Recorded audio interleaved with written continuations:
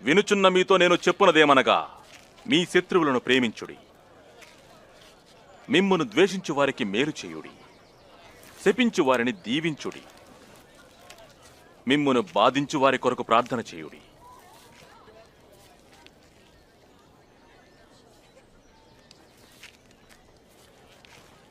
ఎవడైనా ఒక చెంప మీద కొడితే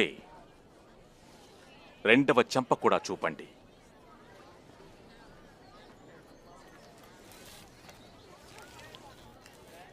మీ పై వస్త్రం ఎవరైనా తీసుకుంటే మీ అంగీని కూడా ఇవ్వండి.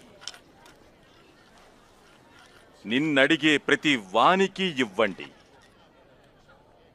మీకున్నది ఎవరన్నా తీసుకుంటే దాన్ని మరల అడగవద్దు. ఇతరులు మీకెలాగు చేయాలని కోరుదురో అలాగే మీరు వారికి చేయుడి.